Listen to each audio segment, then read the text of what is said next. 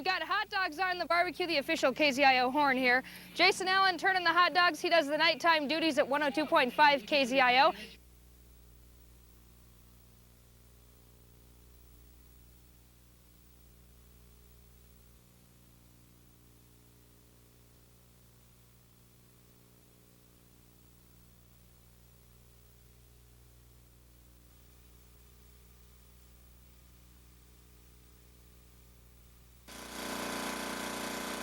Northlanders are no strangers to severe flooding. Oh yes, there's been some floods, oh yes. What's the worst you can remember? 59, when part of the highway went out. Tell me about it. And that's right on 23, part of the highway and the bridge went. So that was a little different, lot of water. In fact, DNR hydrologist Mike Peliquin says the risk of severe spring flooding is the highest it's been in nearly 4 decades. Our rough estimate for flooding potential this year is anywhere from moderate to high, and I would lean towards the high side. The biggest factor for the high potential this year has to do with the snowpack. And if you throw precipitation in the form of rain on top of that, which normally this time of year we start getting some rain, that can add to the problems. DNR officials say the risk for serious flooding starts now and continues until all the snow is melted. They say the areas most at risk are low-lying areas and areas along rivers, like here along the St. Louis River. Residents here say this is a danger they face every spring. Lil and Rudy Rendelich have lived near the St. Louis River for over 35 years. Every spring we are concerned, but not too worried about the flooding, with being cautious and being aware of the quick thaw. If we get a rain, then we have to be very alert. DNR officials say Northland residents that have seen flooding in the past should be most aware and maybe break out their rowboats for a possibility of the flood of '96. I've lived out here all the time. We've never had to use a rowboat, did we, hon? No. Near Fond du Lac, No. Ann Carroll, Channel 6 News.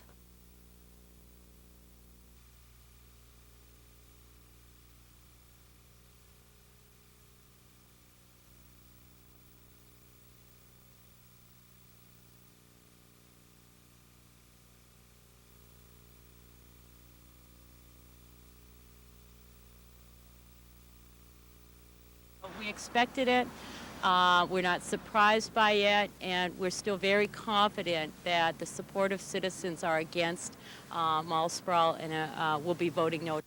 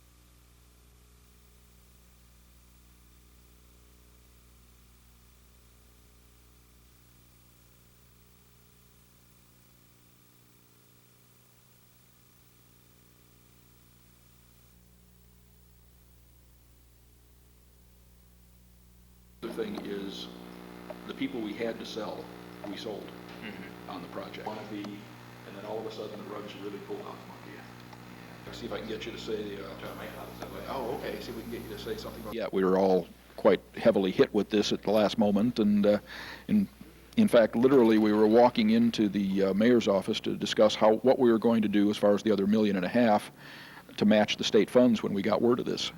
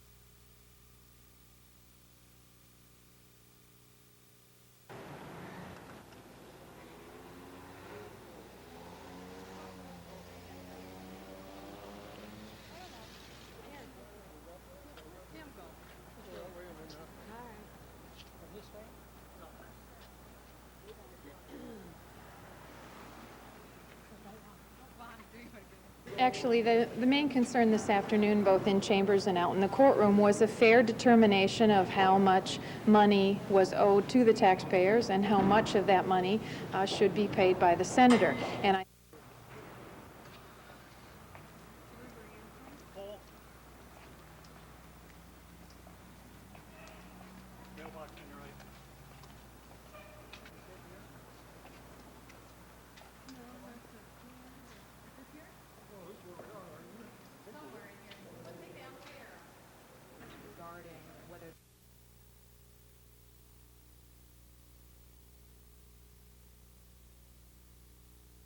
whole part of the building that runs underground to the water line.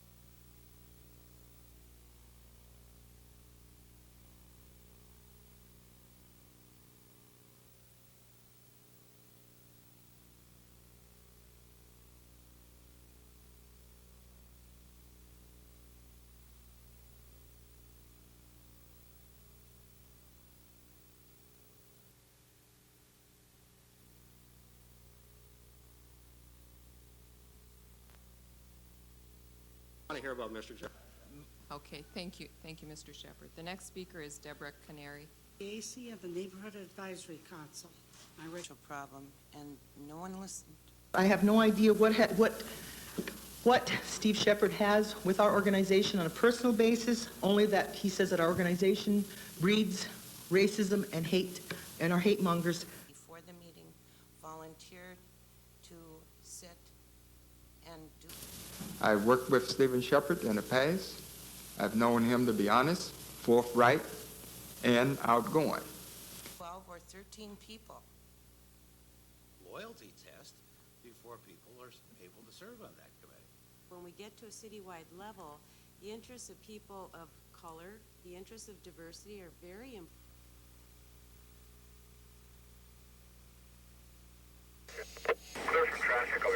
Are Minnesotans so fed up with escalating crime that they're willing to turn back the clock to the days of putting criminals to death? A Channel 6 survey suggests they are. In a canvass of over 400 Minnesotans, more than half came out in support of the death penalty. 26.8% voted no, while a smaller group said they didn't have an opinion. We didn't find much support, however, among people in positions of power in Minnesota. Minnesota Attorney General Hubert Humphrey is opposed to the death penalty, saying it's too time-consuming and too expensive. The fact is, nothing is swift and absolutely nothing is certain. The only thing certain and swift about the death penalty is its very high cost. The Commissioner of Corrections in Minnesota says he would resign rather than enforce a death penalty. I would not implement the death penalty. It's a dramatic change of direction for this state and will take the state back many, many decades of enlightened public policy. Legislators we spoke with said they would support a referendum to allow the people to decide, but wouldn't vote to bring back the death penalty without a solid majority of support from the public. Past surveys have shown strong support for the death penalty amongst older Minnesotans, but not such strong support amongst the younger people. The average age of this survey, however, was 43. In Duluth, Barbara Riles, Channel 6 News.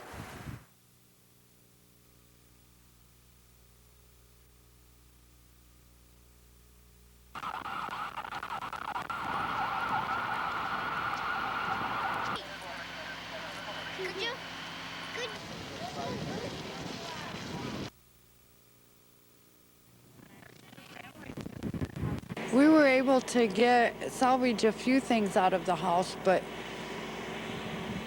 the biggest share of it went.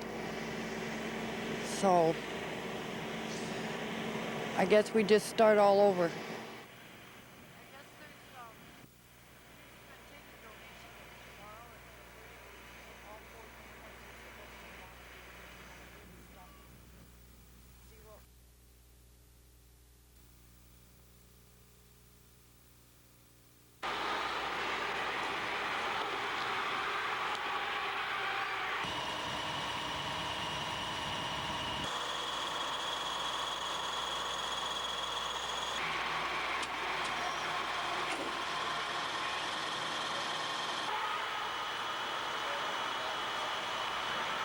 dinner train that will be operated on Tuesday, and that'll include a rotating menu of various cuisines provided by local restaurants. So we hope that that's something that Northlanders will take advantage of.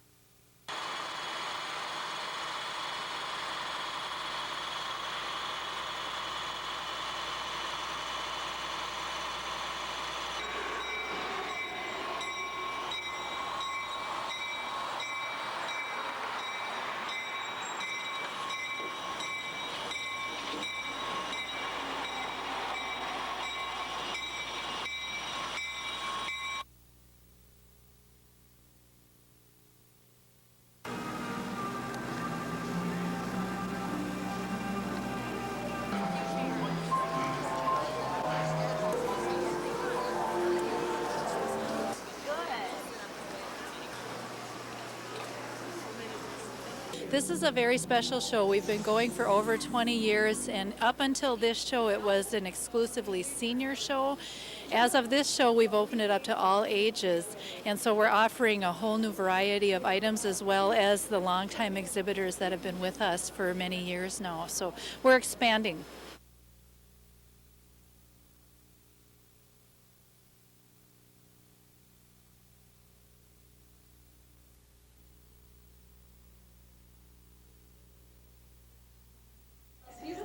It sure is hard to resist when someone gives you puppy eyes. I guess because they make us feel happier, you know. Well, especially some of the people that are, you know, sort of downhearted and everything, that kind of gets them pepped up a little bit, you know, and it puts a smile on their face. There are plenty of smiles when residents at the Heritage Manor Nursing Home get their weekly visit from some furry friends. It's a treat that Rose Kilmer has been bringing them for 7 years. A good feeling, a warm feeling. I feel like I've really done something worthwhile for the day. These visits spark memories. It makes you feel like you're at home again. All our family, I think, always loved all the animals, you know. But we had a bulldog for a long time. And sometimes the memories are so deeply rooted that they can spark a small miracle. Eleanor has Alzheimer's and rarely smiles.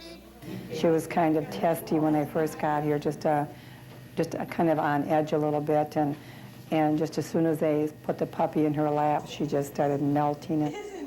But these little miracle workers are hoping for a miracle of their own. Denny the dog, Peanut the cat, and the 2 unnamed beagle pups are orphans. Their only home, the Humane Society. These visits are also the bright spot in their week. It does wonderful things for the animals. They just love it. They go back and sleep all day, but they just love being petted because they spend a lot of time in cages. Turn around, look that way. Depending on who's at the shelter, the visitors can change from week to week because some of them get lucky and find a home. But those still waiting for a home can come here for love, and they'll be sure to give it back. Renee Tessman for NBC News.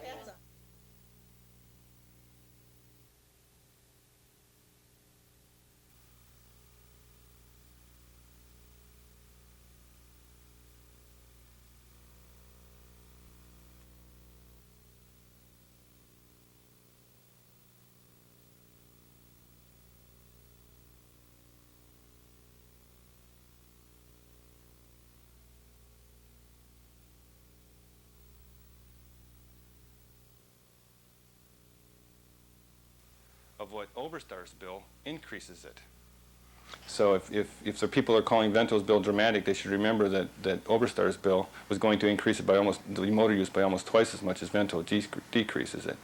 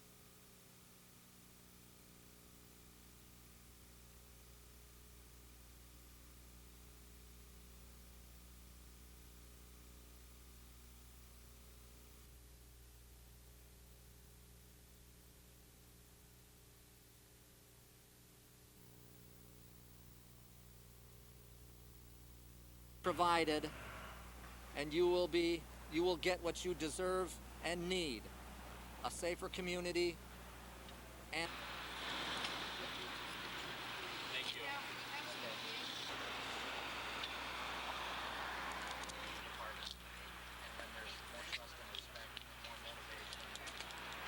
direction that can and will be followed with enthusiasm. By electing me as your sheriff, the support and direction will be provided, and you will get what you deserve and need, a safer community and an accountable leader. Thank you for coming. I'd be happy to answer any.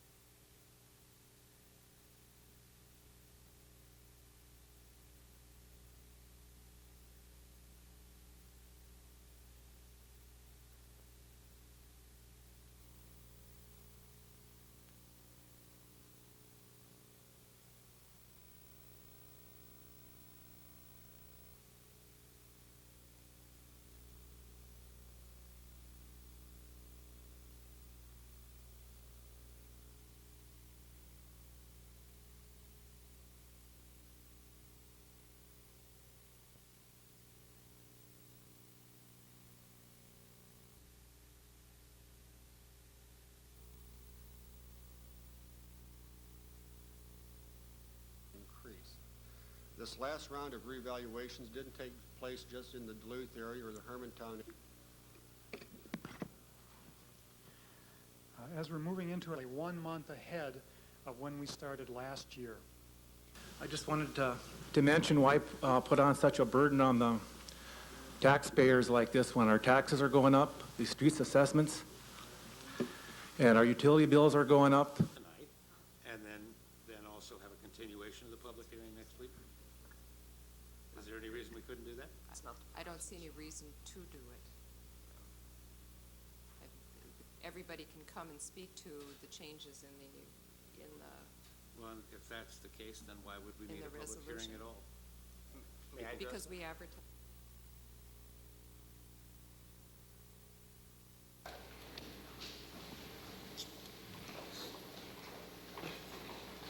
Good morning.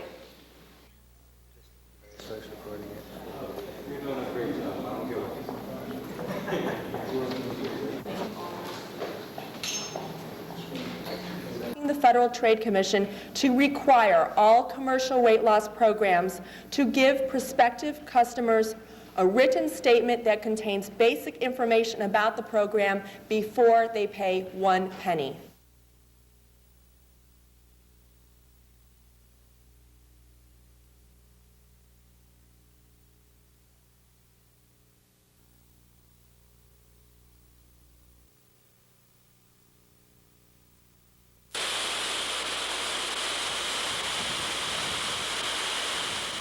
Nearly 1 million people visit Gooseberry Falls State Park each year. It's one of the most visited parks in Minnesota.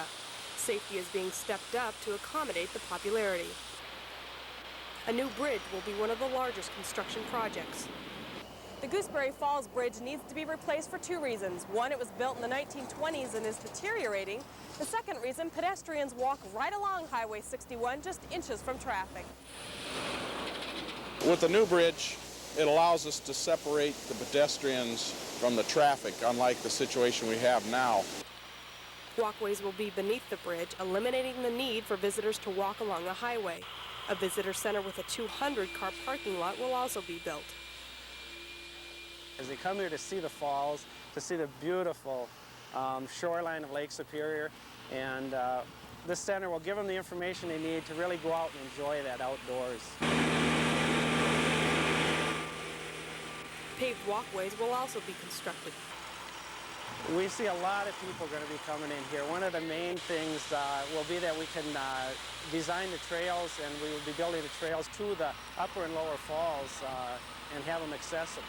So they will be handicapped accessible. The projects will be 80% federally funded and 20% state funded. Total cost of the project is $7 million. In Gooseberry Falls State Park, Kim Steininger, Channel 6 News.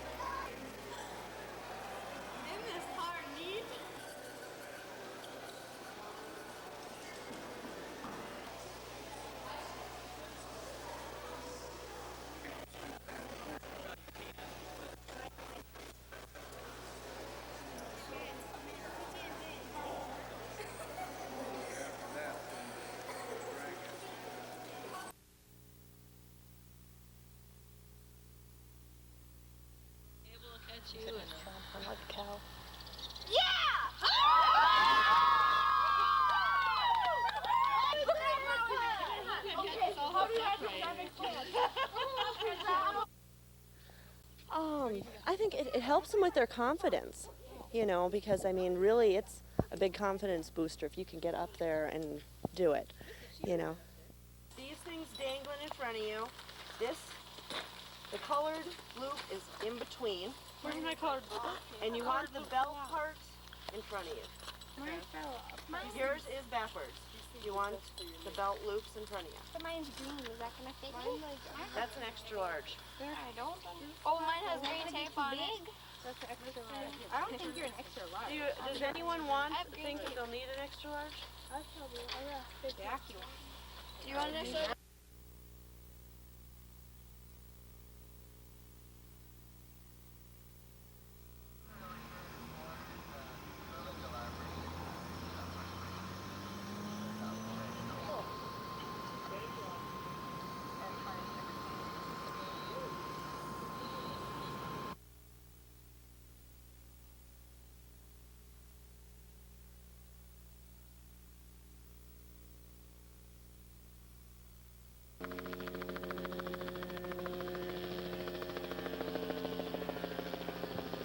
We're in the process of looking for some armed robbery suspects.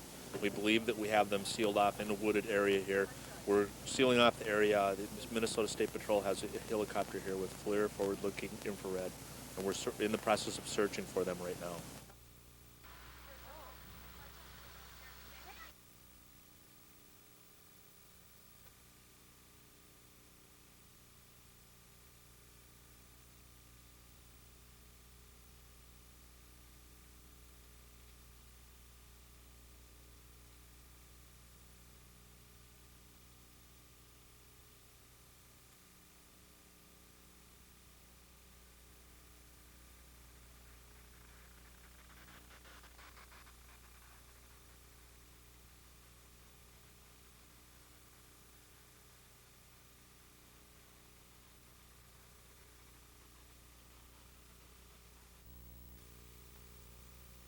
Boundary waters. Jim Oberstar wants Minnesotans to decide.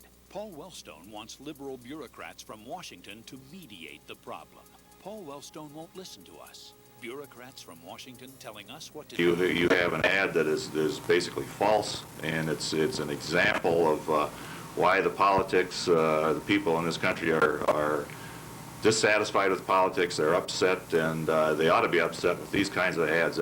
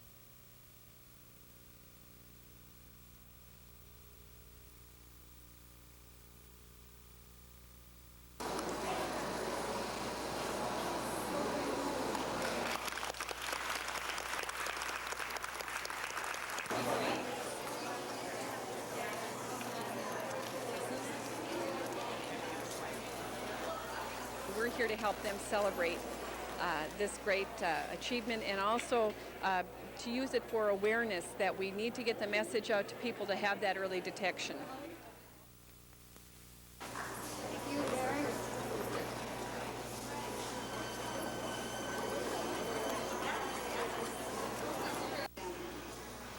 What I'd like to do now is just to encourage everybody to come up and look at the stamp, to go over to the table. There are breast cancer.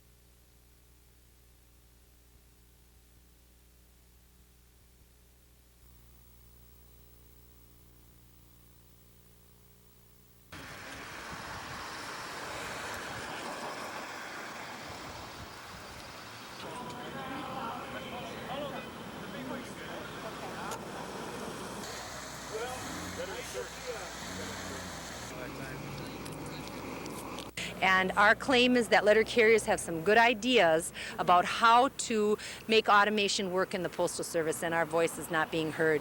So then what has happened is there's a side effect to that, and that's labor management relations in general have deteriorated from the national level, and that has filtered down.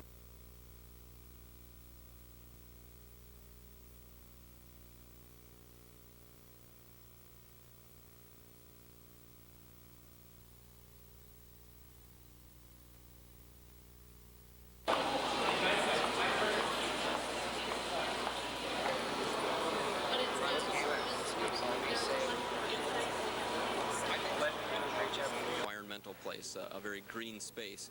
What we want to see the city do is focus on redeveloping older industrial sites before taking an undeveloped site and creating a new business there.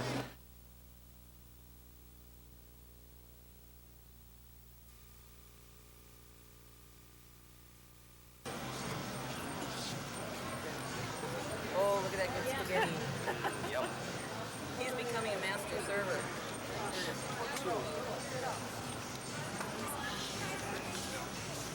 Thank you. Good food. This is my first marathon. I've run in a lot of shorter races, and I read a lot about this one and what a great course it was, scenic and along Lake Superior. And I thought I'd try this for my first marathon. And the party atmosphere, they said, was real nice too. So.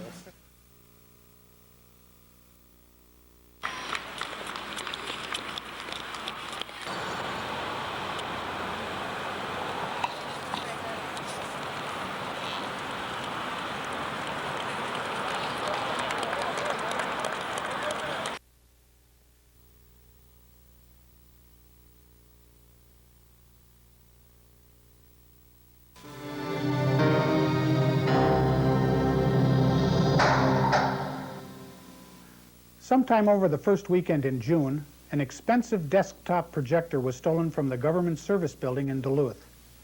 Someone entered the building in the conference room where the projector was stored without using any force. Investigators believe the thief had a key.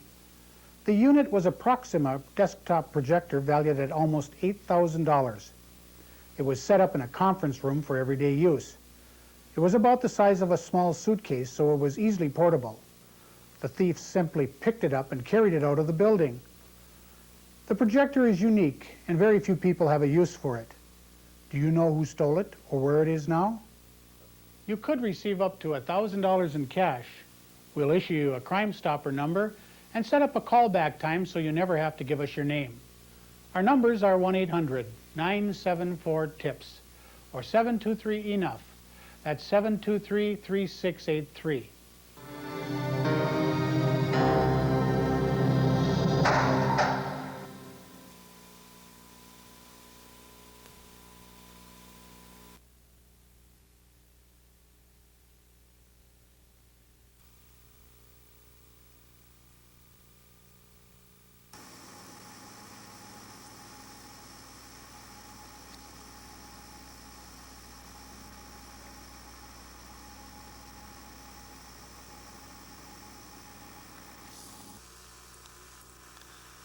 We'll be working with MPCA and our consultant to put together the rest of the work plan for the cleanup and the restoration of the site.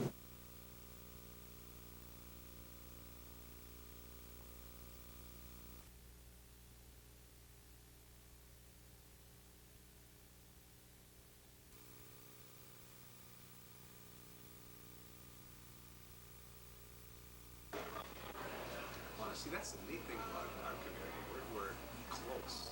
I get careful to walk down the street. I think so. Anytime we have a known and convicted sexual predator, I think we have a responsibility to the citizens in the neighborhood to let them know that they might be at risk.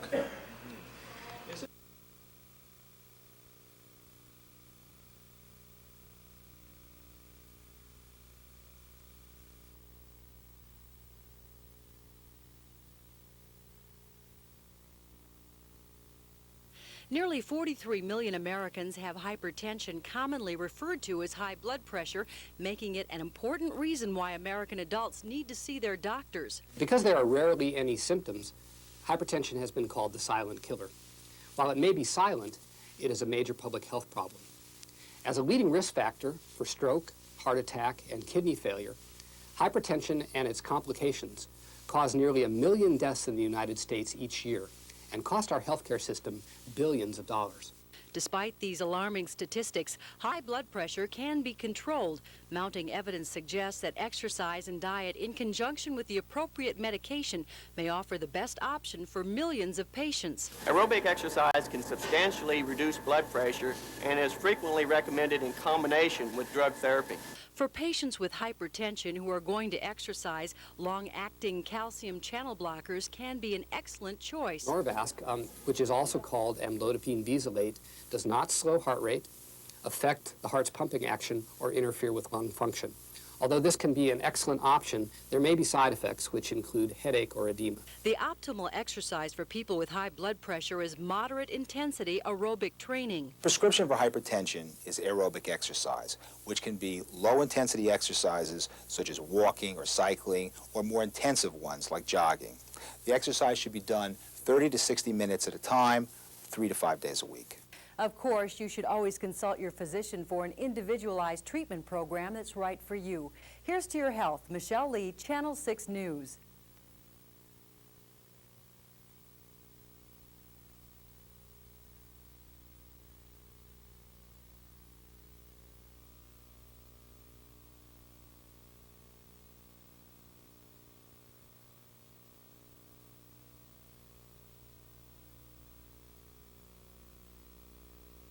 Very important to the Scottish community here in Duluth to have this event. It's really our premier event, and it's a chance for the dancers to get out and show their stuff and be out here and overlooking Loch Superior and have a great time.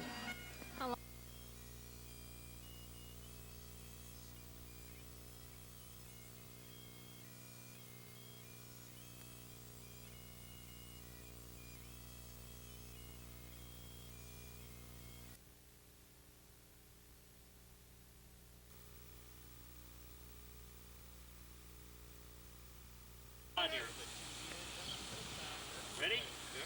Let's go. Try it. Tough stuff. Good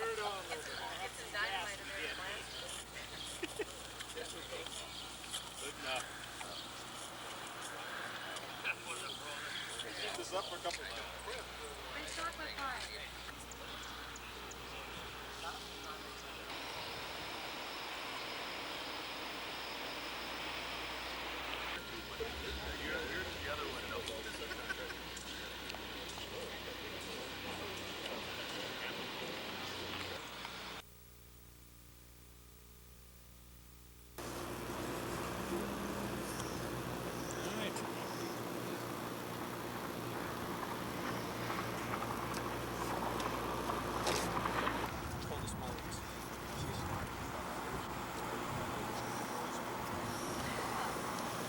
You're not really concentrating as much. You don't need seem to feel like you need as much concentration on your driving because the roads are in good shape, and so your speed tends to creep up a little bit, whether you're on a residential or a highway.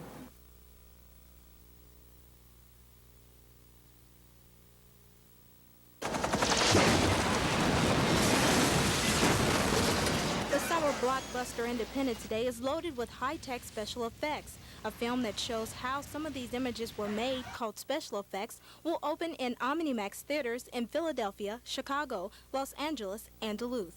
We booked the film very early based on the strength of the content of the film and the fact that George Lucas's companies were involved in the film, we felt it had it came out with a pretty good track record without having even been made yet. They say this is an IMAX movie with Hollywood style. Not only will special effects from Independence Day be shown, but also effects showing how Orlando Magic basketball star Shaquille O'Neal flies in his new movie Kazam, King Kong on the Empire State Building, and Jumanji. People really are interested in the special effects in movies. They've come so far so quickly. Jumanji was a good example of just tremendous special effects. Elephants smashing cars and the elephants weren't really there, that kind of thing. OmniMax officials say they are confident that people will enjoy this film. With tonight's opening, we wanted a sneak preview of what effects from Independence Day would actually be in the movie's special effects. Can't talk about it. We can't talk about it. It's all that I can tell you is that they've taken some of the big scenes, some of the big explosions, and some of the other things, and it's in the film. But we can't say anything until the film opens. That's what I call a close encounter.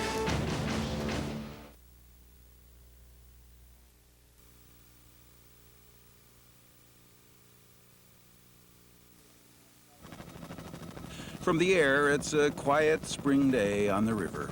It's almost hard to believe Winona is really a bustling center for, yup, souvenirs. Over the past 35 years, homegrown Windcraft found a niche manufacturing memorabilia for the biggest sporting events. Now their top-notch reputation brought on a job of Olympic proportions. We're one of the leading licensees for our kinds of products throughout the country. In fact, they contacted us. For the Olympics, we do pennants, buttons, strips, keychains, magnets, pencils and erasers, and seat cushions. And lots of them. Already, Windcraft has shipped out over 1 million units of Olympic merchandise, with the heaviest demand yet to come. We've had the Olympic license for over 3.5 years. It will be biggest now in the last 3-4 months. And while every event means business for this Minnesota company, the Olympic Games are still something special. Our people are really proud and excited about being involved with all these different events because everything we do is high profile, and they're a part of it, and they enjoy it. It's fun, and we've got to keep it fun as a business.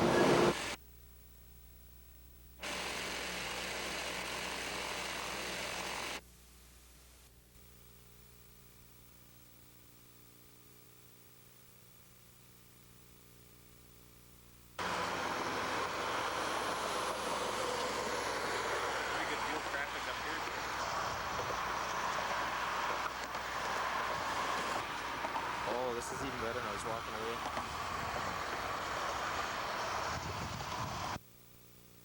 Perfect. Now he's gonna leave. This is a good one.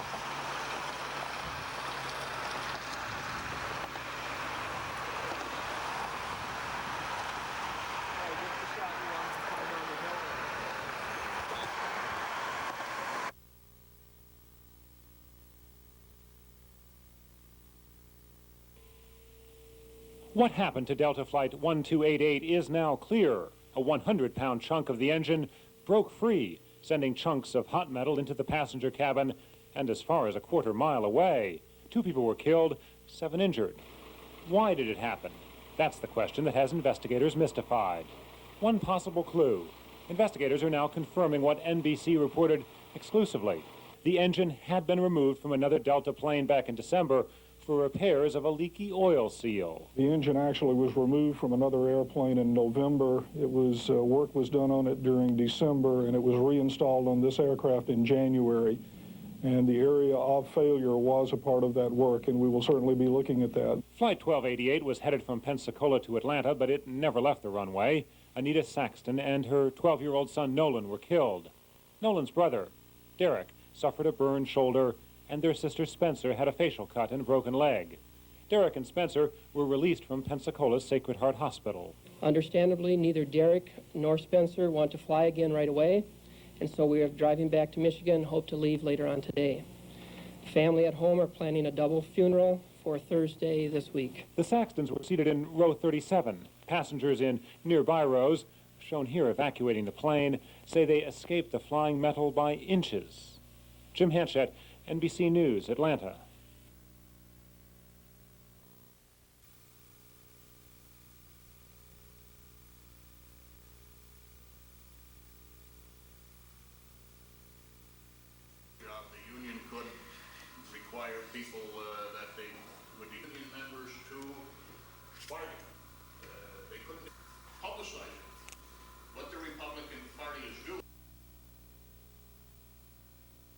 It is not a right to a job. It is a right to work for less wages, less pension, less health insurance, less training, less safety, less unemployment benefits, less workers' compensation for injured workers, and even less money for public schools.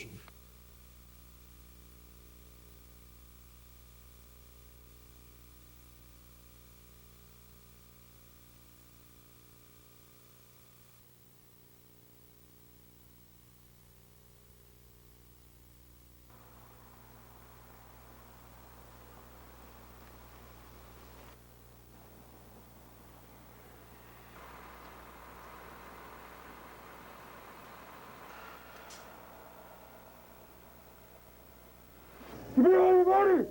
No!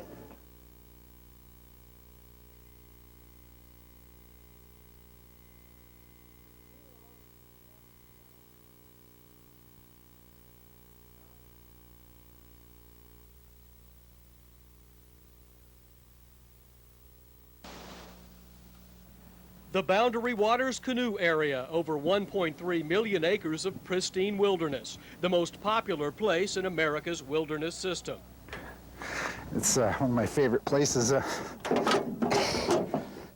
the planet, I think. A favorite place, but a place U.S. Senator Rod Grams and Congressman Jim Oberstar say is out of bounds to too many Americans.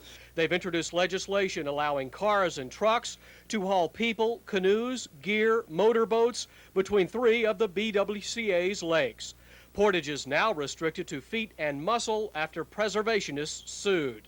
And why do we have these treasures there if we're going to put a fence up around it and not let anybody in? They're to be enjoyed, and we can enjoy them, but in a reasonable way. The legislation also expands the area where motorboats can travel on the BWCA by 50% and creates a local council to develop a plan for the area's future.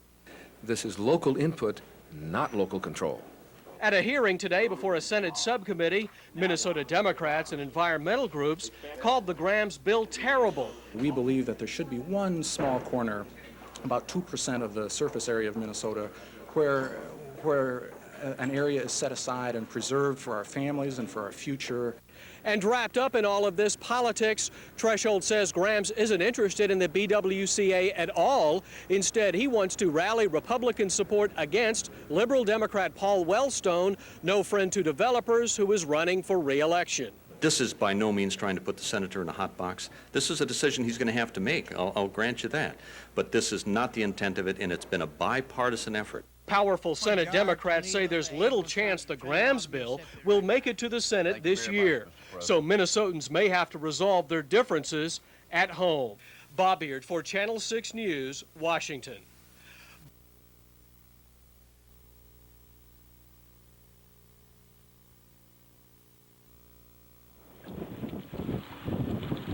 The USS Oliver Hazard Perry was expected to take a tour on Lake Superior, but weather conditions kept the naval ship docked. This was good news for people wanting to see the frigate. Crew members gave tours throughout the day, telling the history of the Perry, its second oldest frigate in the Navy. It's 445 feet long, 45 feet wide, has a displacement of 4,100 tons. Our primary weapons are the SM-1 missile, like you saw up there.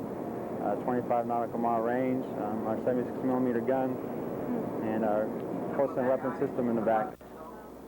The ship was built in the 1970s and has some interesting characteristics, but it's the people on board this ship that make it so interesting. They have a sense of humor, they have a camaraderie, they're team players, and I think that's what the Armed Services does. How y'all doing?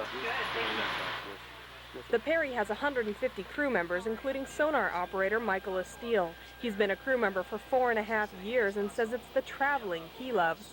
Yes, we've been to the Baltic, we were in Finland, we saw Russia, Estonia, Riga, Latvia. We've been a couple places.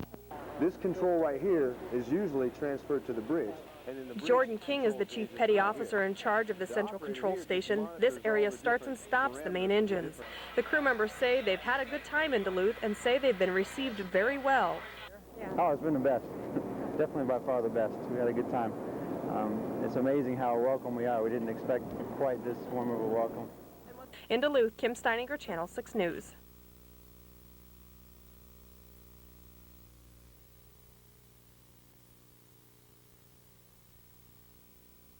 Modern medicine has yet to find a cure for the common cold, but it has come up with what might be the next best thing, a zinc-formulated lozenge that can cut the duration of a cold nearly in half, and it greatly reduces its severity. We believe the zinc ions, being positively charged, attach themselves to the cold virus, preventing it from reproducing. Being an asthmatic by nature, I have a tendency to go into bronchitis, serious chest colds that last forever. By day 4, I had no nasal congestion, I had no temperature, I had no aches and pains, nothing.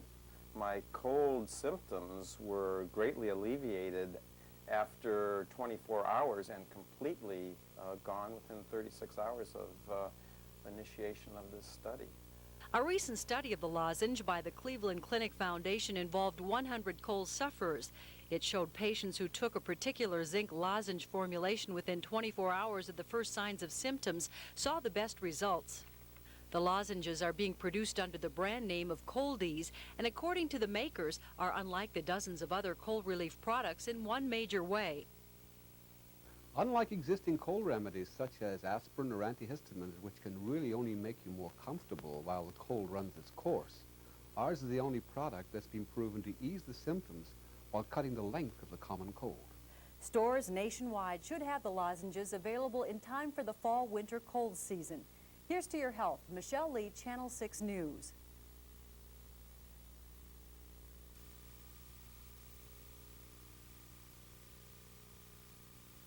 Principle gets at the third principle essentially brings this to print effort. Really can't agree with it. If you disagree with those general principles, you probably don't have any lately. They run also negative, cynical attack effort. Candidates of both parties are equally to blame. And what this does here, I think, is it's the most effective thing they can do because it's nonpartisan and they're basically demanding change by saying they're not going to vote for anybody.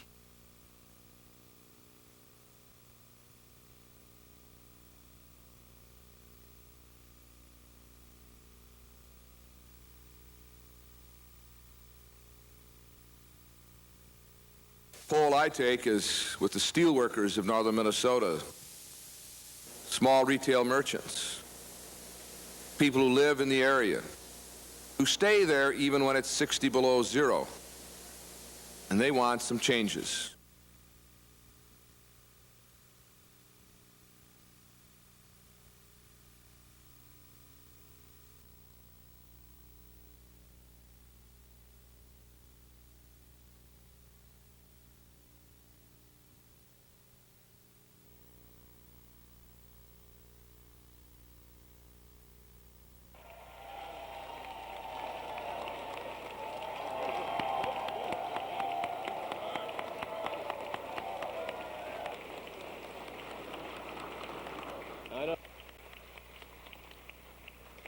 But every conscientious teacher is a survivor in a system that seems to frown upon individual excellence and rewards mediocrity. Every student who works hard is making a victory against a culture of underachievement that pervades our schools.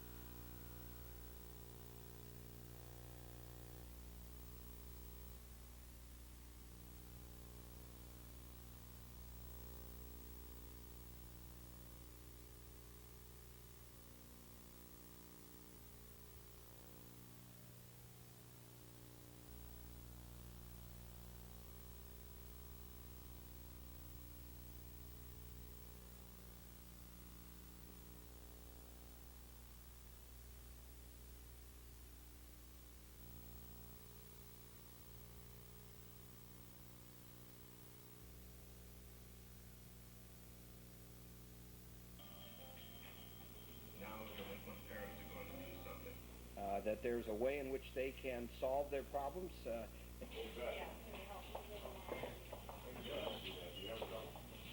The key to this is to understand that we need a transformation of public attitude about this. And in order to do that, you need to inform people of what the law is and what the expectations are.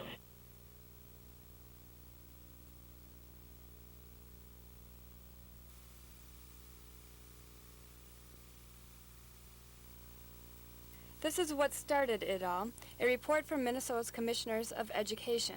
It came after a less than favorable report on the poor reading scores of the state's 8th graders. The only A went to college entrance exam scores. Minnesota students ranked 5th in the nation in ACT scores. Up 22% over the last 10 years, education funding got a B.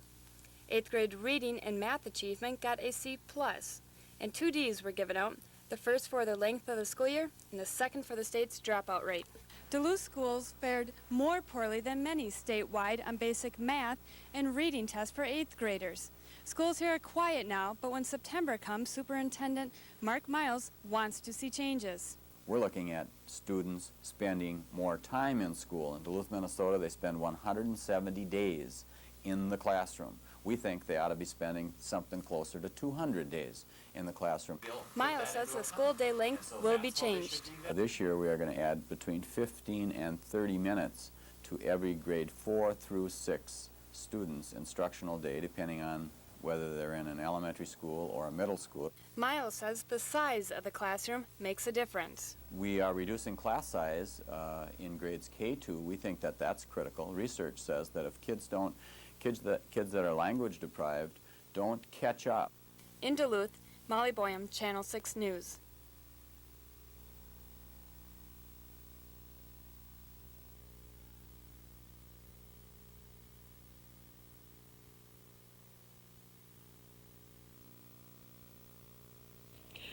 A small group of Native Americans performing a sacred drum ceremony on the track has managed to keep trains from traveling across the Bad River Reservation for a week now. They claim the tracks are not safe and fear trains hauling sulfuric acid might derail. We do not need these things going through here. We know these tracks are weak. You know they are weak. There is a possibility that something dangerous to most of mankind in this area could happen. The chemicals are bound for the White Pine Copper Mine in Upper Michigan. The mine means economic survival for thousands of people living near it. They want to inject the sulfuric acid into the ground to remove the copper. The mining company says it's economically more efficient than digging. If it doesn't work, this mine is gone. This company is shut down, zero. There will be nothing here. There's no reason for this town to exist without this mine. The Native Americans and the rail company both say this cargo is not hazardous, but other cargo is. Protesters still say they won't let the train go through. Those who are responsible, those are the ones who are going against the ways of our Creator, your Creator, my Creator, who is one and the same. That is why we are here, to protect Mother Earth. Negotiations with the Wisconsin Central Railroad to resolve the dispute have broken down. Protesters fear the railroad will now try to send a train through. By law, if a train is actually blocked by the protesters, they then could be arrested. For now, the railroad has suspended train travel on the track, and protesters have not yet broken any laws. In High Bridge, Wisconsin, Kim Steininger, Channel 6 News.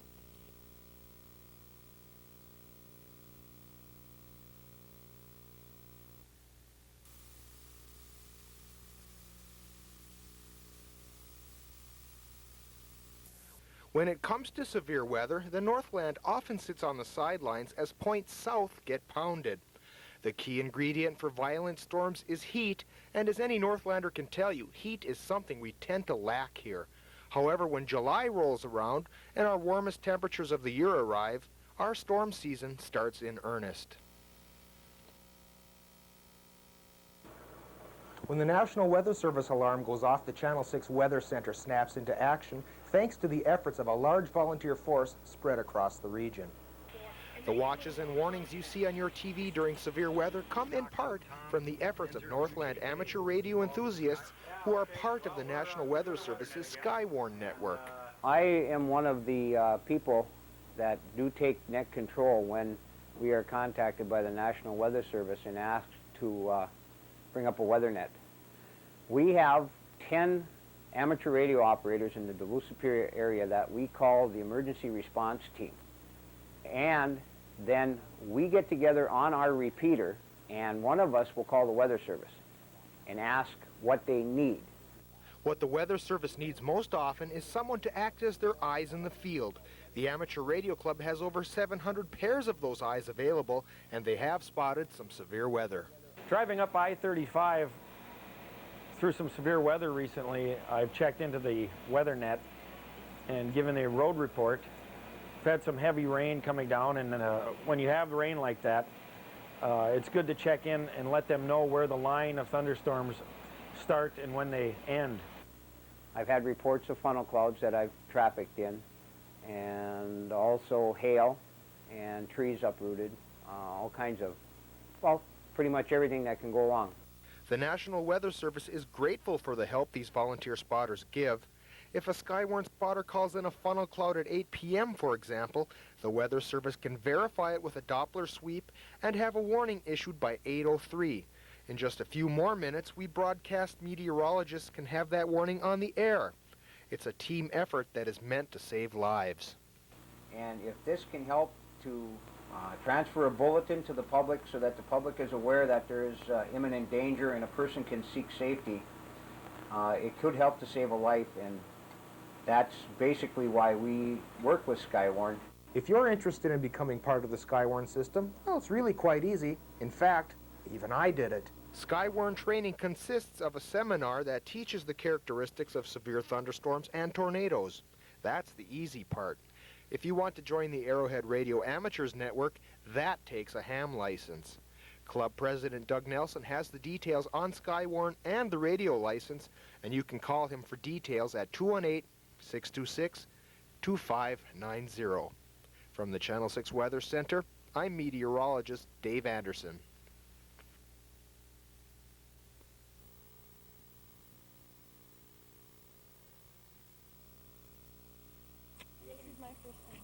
Welcome to the camp.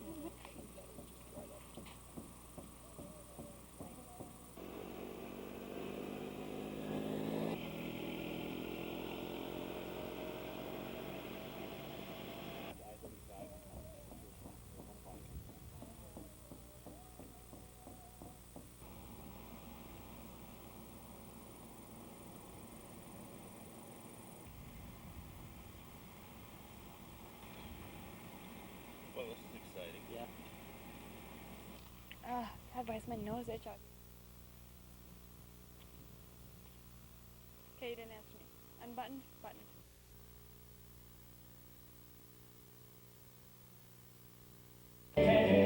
My body's all down, breathing on the waters and the seas on the moon for you.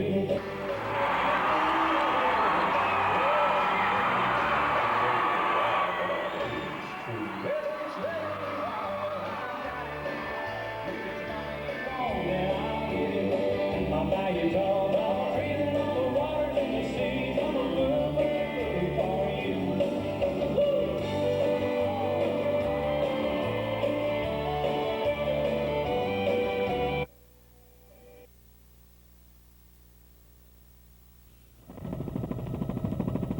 From the air, it looks like Machinery Hill at the State Fair used to look.